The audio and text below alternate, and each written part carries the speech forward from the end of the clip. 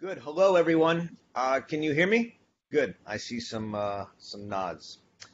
So, welcome. My name is Roger Berkowitz, and I'm the founder and academic director here at the Hannah Arendt Center.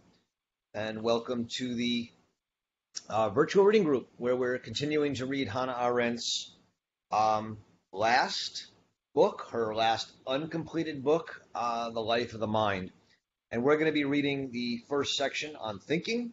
And we're almost done. Well, today we will finish the second part of the first section on thinking, called Mental Activities in a World of Appearances.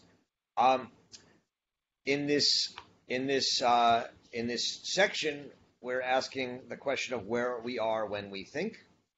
Um, just to remind ourselves, the sort of driving question of this whole book is what is the activity of thinking? Um, what is it that we do when we think?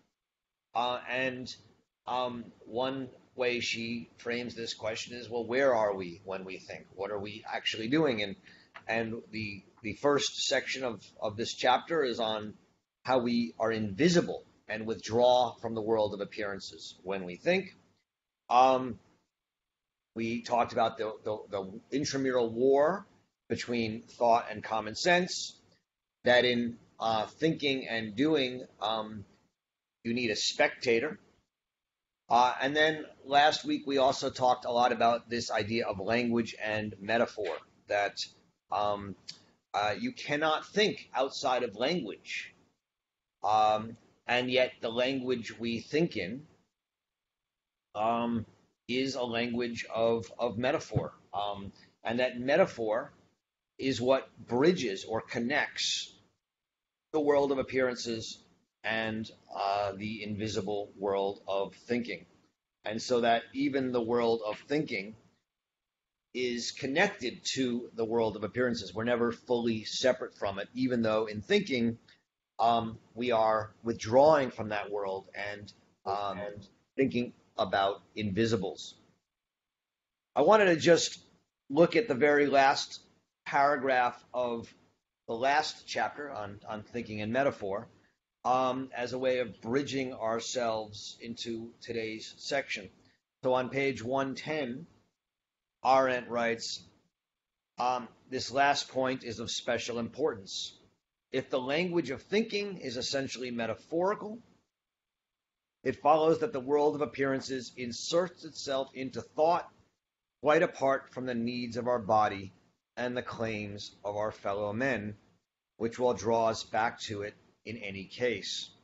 So when we're thinking, even if we're abstracted from the body, which she says we can't really be, that will draw us back into the world of appearances. And even if we are concerned with spectators and other men, which we will necessarily be, but even to the extent we succeed in merely thinking on our own, invisible, withdrawn, we still think in metaphors. And metaphors come from the world of appearance. And she gives numerous examples of this. The tyranny is like a grist mill. The soul is like the breath of life. These all come from metaphors that begin in the apparent world. And so we are never fully outside of it. And she continues, no matter how close we are while thinking to what is far away, and no matter how close we are to really escaping the world of appearances into pure thought, and how absent we are from what is close at hand, the thinking ego obviously never leaves the world of appearances altogether. Thus, the two-world theory, the Cartesian theory of mind and body as a split things that don't have any connection, is a metaphysical delusion, although by no means an arbitrary or accidental one. It is the most plausible delusion with which the experience of thought is plagued. So, it is a delusion. that when we think, we are abstracted from the world of appearances and that we live in this kind of purely ethereal world. And yet it's it's somewhat of a necessary one, and it's a plausible one, and yet it plagues thought. And this is the transition into the current chapter, the plague of the metaphorical and apparent language in which we think. And she continues, language, by lending itself to a metaphorical usage, enables us to think. So without language, which allows us to use metaphors, we wouldn't be able to think, because thinking is thinking about things that are not apparent, that are invisible, and you can only do that if you... Please, everyone, turn your mics off for now so we can turn them on when you need to talk. Thinking draws us away from the world, and yet we are also in the world through language. And it enables us to think, that is, to traffic with non-sensory thoughts and matters, but that's only because it carries over, in the sense of metapheren, carrying over sense experience into that world. And thus there are not two worlds because metaphors unite them. So this is her claim that metaphors and the importance of metaphors shows that the two-world theory of Descartes and the idea that when we're thinking we're totally abstract from the world of appearances is a delusion. And now she enters the last chapter of this section on where are we when we think, or the place of thinking. And she calls it metaphor and the ineffable. And what she's really doing in this chapter, just to lay it on the table, is asking, well, what is the metaphor for thinking? How are we supposed to understand thinking then? And she says that throughout the history of Western metaphysics, thinking has largely been understood along the according to the metaphor of sight or vision, and it is an intuition, and that there's an advantage to this, and then there are disadvantages to this. The four advantages that she outlines on pages 111 to 112, relying on Hans Jonas's work here, is first that in thinking of thinking, along the metaphor of sight or vision, we separate ourselves. We create a distance between ourselves and what we think about. And you need that distance to see something, but you also need that distance for a kind of objectivity, therefore to think. And so one advantage of the sight metaphor is that it gives you this distance. A second advantage, she says, of the sight metaphor for thinking, that thinking is a kind of seeing, is that it allows for a kind of contemporaneousness, that you can see things at the same time. Whereas other senses like hearing, which would be another way to think about thinking, that you hear the call of being in the Heideggerian sense, seems to be more temporal. A third advantage is that sight has a certain freedom to it. That when you are seeing something, you can interpret it in many ways, where hearing, and we hear this in the, especially in German, in the etymology of hearing is hören, or Gehörigkeit, obeying. When you hear something, you're compelled in some way by it, whereas seeing allows for a kind of freedom, she says. And when you see an object, you can play with it and interpret it in different ways, whereas in hearing, you're sort of compelled by it. And then the last advantage of this metaphor, she says, is that as the beholder, the seer,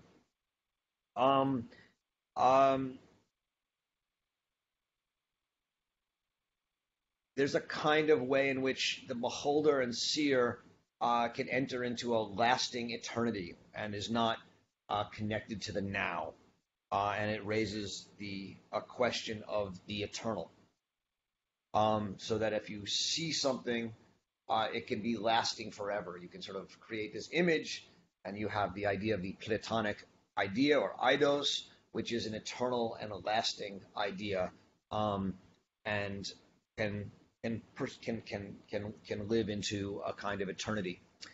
So these are four advantages, she says, that the sight metaphor has given to thinking, in that insofar as thinking has largely been seen as a matter of seeing.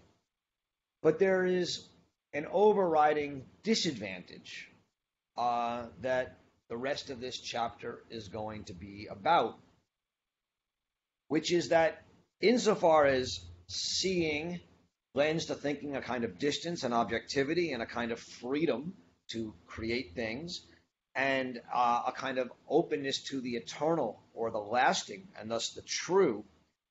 The use of metaphor in thinking and thinking about thinking as seeing lends a certain objectivity and certainty to thinking that turns thinking away from thinking as wonder, or as thinking about the ineffable, or thinking as about meaning, and towards thinking as truth, as cognition, as science.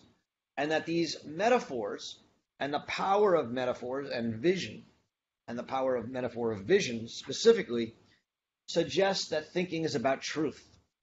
Because when you see something, we see it as true. We see it as, and that our criteria for truth is that what we think matches what we see. And so the predominance of the seeing metaphor for thinking turns thinking, pushes thinking ever more towards scientific thinking, thinking that seeks to know things, that seeks truth, and away from another idea of thinking, what Arendt would call sort of the hidden or lost tradition of thinking, which is that thinking is not about what's true, but is about what matters, the meaning. And we're back to the really, I will continue to say, organizing thought of this entire book, which is that thinking for her is about meaning, not about truth. And the problem with the vision metaphor, the seeing metaphor, is that it pushes us towards truth.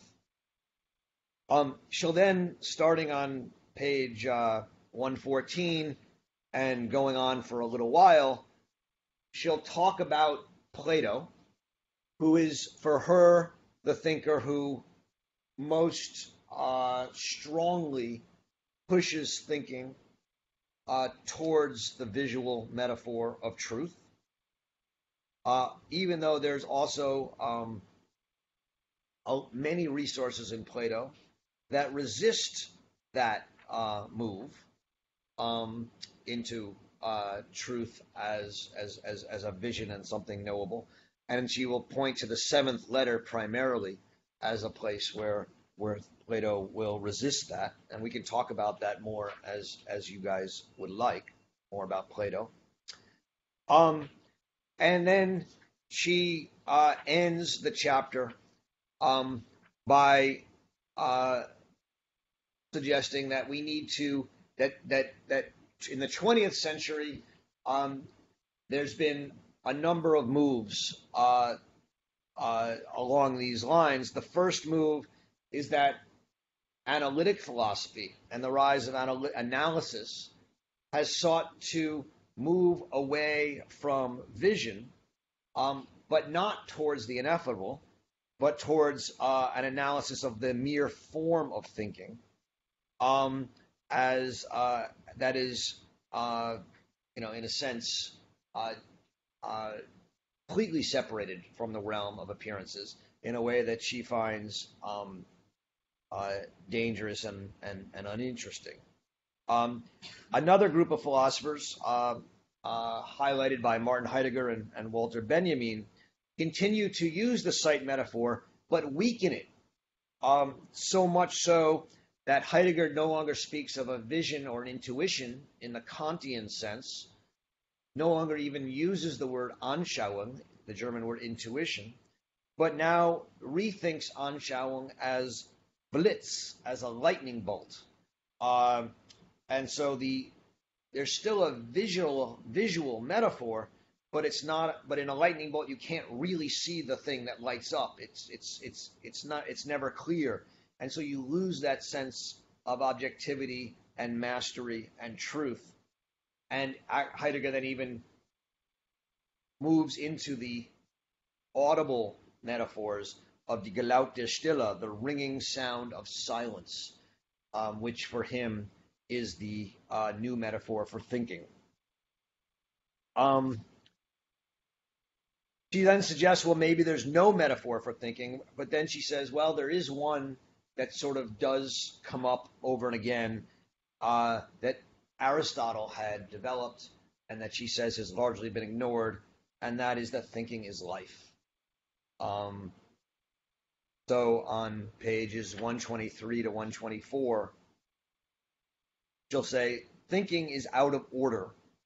The last paragraph on 123. Thinking is out of order because the quest for meaning produces no end result that will survive the activity, that will make sense after the activity has come to its end. It's an extraordinary line and statement. I hope you think about it. Thinking is out of order. It's not ordered. It's never going to give you an intuition, a truth. Because what thinking does is quests for meaning, not truth.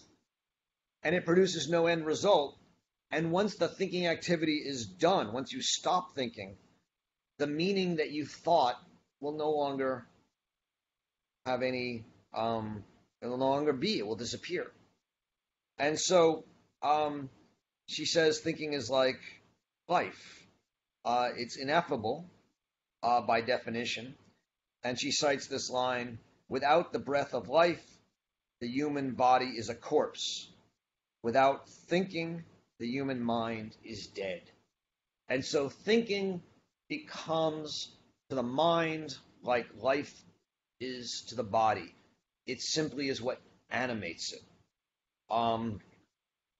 The thinking activity is life, as Aristotle says, or the activity of thinking is life. And then she says we can think about it as a circle. Of course, the human life will end, and it's rectilinear, it's birth to death, but within that period, thinking is a circular activity that, like the life metaphor, suggests a quest for meaning. That is the end of man, the purpose of man. And so this is, in many ways, where this chapter ends, which is to say that there's really no good metaphor for thinking, or what is thinking, but certainly it should not be vision. It should not be that to think is to see something in its truth, but if anything, it should be to live, be like life, to be something that you engage in, and when you stop engaging in it, you die. And you can live and die many times in your life, your physical life. She'll end the chapter and say, as a result, thinking has no end, and we should not ask, why do we think? Because that would propose that there is a goal of thinking, that it leads somewhere useful. And instead, we need to ask, what makes us think? It's a very subtle difference. We're not asking about the end of thinking as if it's supposed to bring us to some conclusion or to some good outcome. But if thinking is this simply life, what makes us think? What is it that makes us think? And that's what part 3 of the book will be about as we move into part 3, starting in our next meeting.